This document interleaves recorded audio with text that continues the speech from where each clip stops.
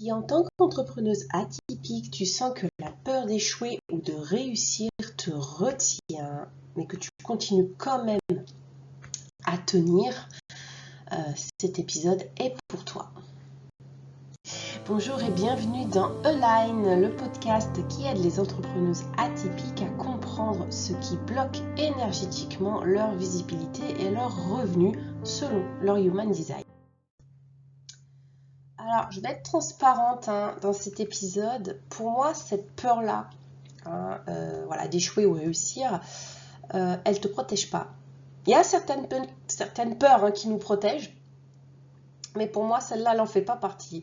Et j'ai envie de dire, même pire, elle te fait payer une addition salée tous les jours. Et souvent, tu la vois même pas. Il y a un coût invisible, en fait, à ces peurs-là. Grosso modo, rester dans la peur d'échouer ou de réussir, concrètement, ça donne quelque chose comme ça, des comportements comme ça. Tu me dis si tu te reconnais dedans. Première chose, tu te réveilles genre avec l'envie d'arrêter. Voilà, dès le matin, ça te prend. Pas parce que tu n'aimes pas ce que tu fais, au contraire, bien au contraire, mais parce que tu es épuisé de douter, de tout le temps te demander est-ce que c'est bon, est-ce que c'est le bon chemin, est-ce que je fais bien, et pourquoi ça marche pas, et pourquoi ci, et pourquoi ça. C'est usant, c'est très usant. Autre chose, tu manques des opportunités, des invitations, des élans, peut-être certaines occasions de parler, certaines prises de parole, où tu repousses avec on verra plus tard. Non, je me sens pas prête pour l'instant. Ou pas maintenant, c'est pas le bon timing. Le nombre de fois où je l'ai fait celle-là, c'est pas le bon timing. Ou non, mon intuition elle me dit que non, alors que c'était pas l'intuition, c'était le trauma qui parlait.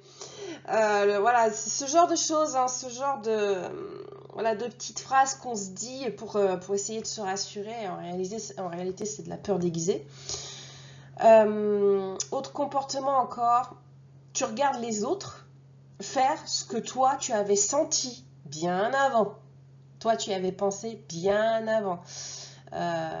Pareil, le nombre de fois où ça m'est arrivé, j'ai des clientes aussi à qui c'est arrivé ça, qui avaient senti des trucs et qui ne l'ont pas lancé.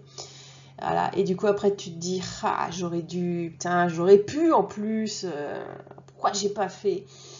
Tu te culpabilises. Autre comportement aussi, tu peux avoir la sensation qu'on te pique tes idées. Alors qu'en réalité, c'est que tu les as jamais vraiment incarnées publiquement. Alors ça, moi, ça m'est arrivé. Plus maintenant. Mais c'est vrai que j'avais cette sensation il y a quelques années. Et dernièrement, j'ai eu une cliente aussi qui avait eu ce problème-là. Elle me dit, on me pique mes idées. Je me souviens très bien de son cas. Elle disait qu'elle était en formation et le formateur référent, donc il la suivait, il avait carrément repris son slogan, ses mots à elle, tel quel, dans son marketing. Donc oui, il y a de quoi être un peu, d'avoir les boules, c'est clair. Donc voilà, aussi des choses comme ça, cette sensation qu'on te pique tes idées, qu'on te pique tes phrases. Et dernière chose qui peut découler de ça aussi, tu me dis pareil si c'était concerné, c'est pas tout le monde, mais tu peux vivre une instabilité financière chronique. Un coup l'argent est là, un coup il n'est pas là. Pas parce que tu n'es pas compétente, ça aussi, effectivement, mais pas parce que tu n'es pas compétente, mais plutôt parce que ton énergie n'est jamais pleinement engagée.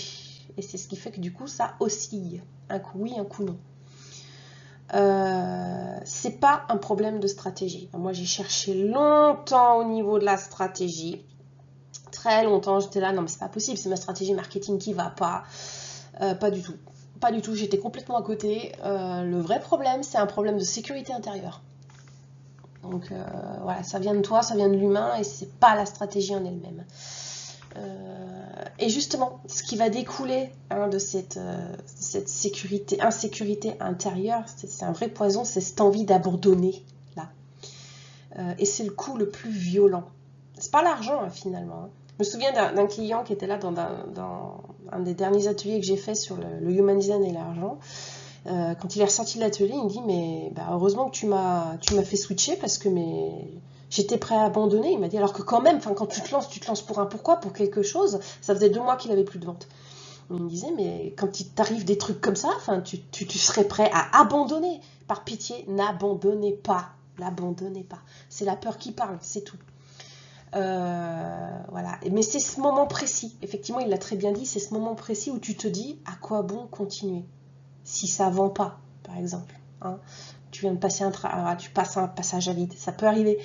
Voilà, à quoi bon continuer si personne ne me reconnaît, si je parle dans le vent, si ça n'achète pas, si ça n'intéresse pas, si voilà, si ça fonctionne pas, tu mets ce que tu veux derrière, mais c'est ce à quoi bon en fait qui ressort à ce moment-là et qui t'indique en fait que cette peur est activée tout simplement.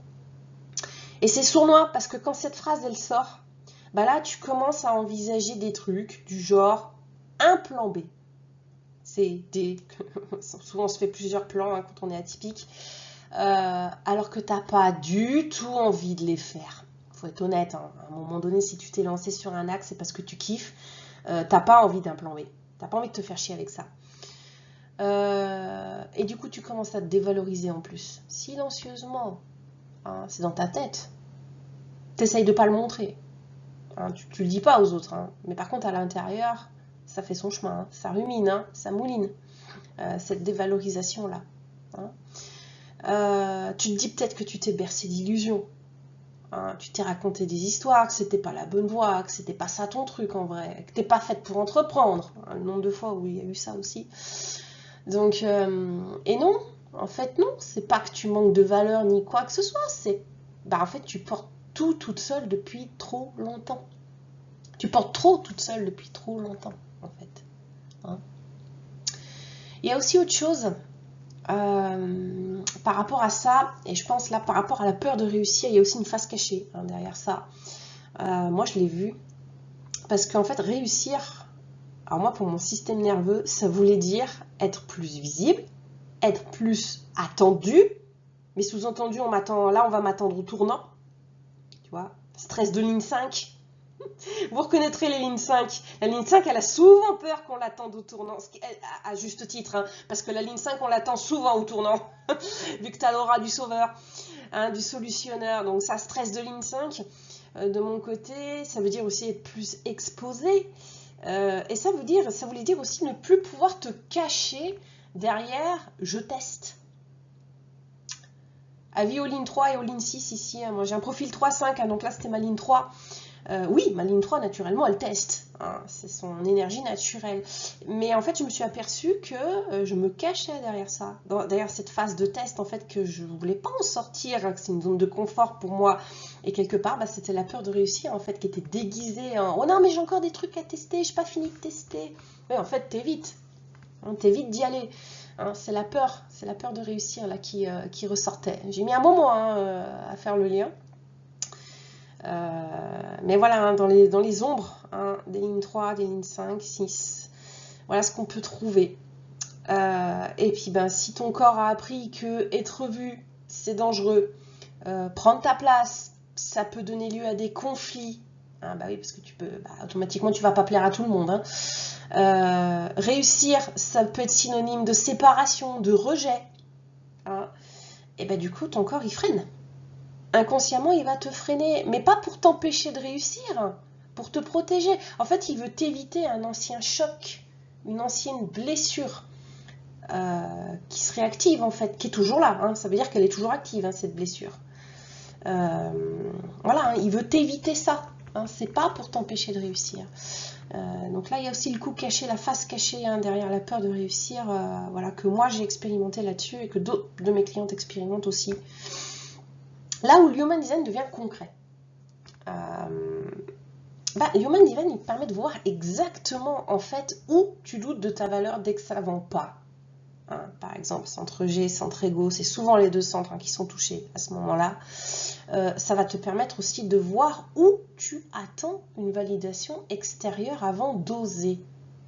Spoiler, ça c'est dans les centres ouverts. Ça te donne aussi où tu prends des décisions depuis la peur et pas depuis ton autorité. Hein. À quel moment tu ne la respectes plus? À quel moment c'est la peur qui prend le volant? Hein. Et résultat, quand il se passe tout ça, tu avances à moitié. Hein. Tu communiques à moitié. Tu t'engages à moitié. Et du coup, les résultats, la vie te répond à moitié. Voilà. Hein, c'est cette idée un petit peu toujours parce que tu as le cul entre deux chaises. Donc, ben, oui, tu as des résultats à moitié. Voilà. Hein, parce que tu n'es pas pleinement dedans. Alors, qu'est-ce que je fais concrètement, hein, très concrètement quand j'ai des clientes effectivement qui sont hein, dans cette voilà, dans cette passade là, dans ce pattern là, ces schémas là, qui arrivent en analyse personnalisée. Déjà, je vais pas te raconter le genre de balnave, genre crois en toi, ouais mais il faut y croire, ça marche pas. Surtout avec un mental atypique, hein, on est beaucoup plus viscéral, beaucoup plus organique. Hein, nous, il faut qu'on ressente les choses. Donc, si tu le sens pas à l'intérieur de toi, je pourrais te dire crois en toi autant de fois que tu veux, ça fonctionnera pas. Non, c'est pas ce que je fais. Je te montre concrètement. Je te montre concrètement où tu te retiens. Et ça, on peut le voir. Hein, on peut le voir clairement dans ta carte. Pourquoi? Hein, quels sont les schémas qui se jouent derrière? Et comment, du coup, hein, les pistes hein, pour retrouver ton axe sans te forcer. Donc, quand tu vois ça, premièrement, déjà, t'arrêtes de penser si ça vend pas, je vaux rien. Si j'ai pas les résultats que je veux, je vaux rien. Hein.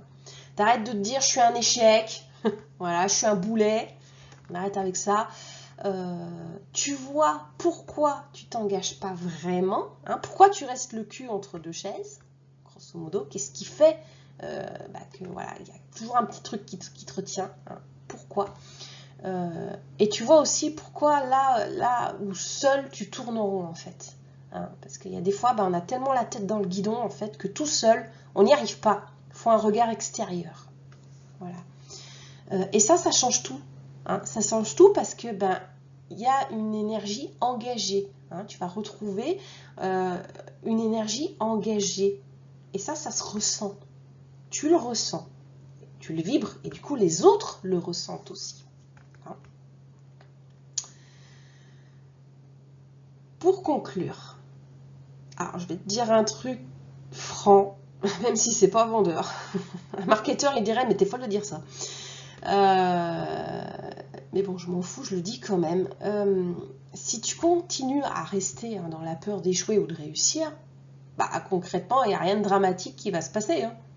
Je dis clairement. Tu vas pas t'effondrer hein, du jour au lendemain. Tu vas pas tout perdre d'un coup non plus. En fait, tu vas juste t'éteindre lentement, hein, à petit feu.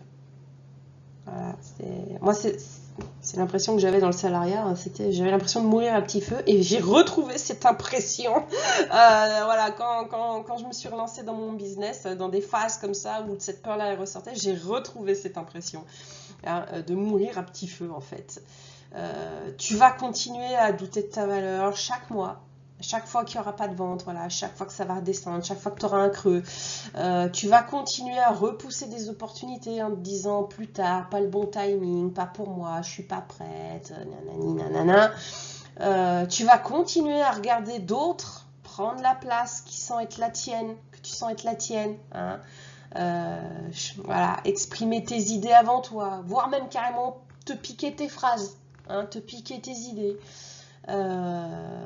Et éventuellement tu vas continuer à survivre financièrement au lieu de construire et un jour tu diras plus, même plus j'ai peur en fait hein, parce que là tu te le dis encore tu diras c'est comme ça, j'aurais essayé, on fait avec.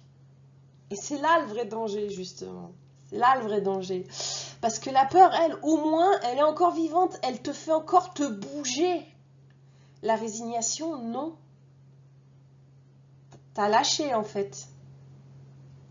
T'as lâché le pourquoi tu t'étais mis à ton compte, quoi, le pourquoi, ce que tu voulais faire. Donc voilà. Hein, comme je dis, c'est pas quelque chose qui va se faire du jour au lendemain, mais c'est ça qui va s'installer. Voilà. Et ça coûte cher. Ça coûte cher. Je travaille pas avec des femmes qui manquent de potentiel, hein, loin de là. Loin de là. Elles sont bourrées de talent. Mais je travaille avec des femmes qui se retiennent. Se retiennent. Je sais de quoi je parle parce que j'en suis une aussi. Si ce que tu viens d'entendre te fait l'effet d'une petite claque, c'est pas parce que c'est faux, c'est parce que tu sais déjà au fond de toi que rester là où tu es, ça te coûte plus cher que d'oser regarder ce qui bloque vraiment en face. Hein, c'est ce moment-là. Hein, moi, c'est ce moment-là où j'ai cherché à accentuer, à approfondir mon design pour comprendre, en fait. Parce que j'ai compris que ça me coûtait plus cher, en fait, de pas savoir. Hein, de pas savoir, de pas oser le regarder en face. Voilà. Et le Human Design, c'est pas une baguette magique non plus.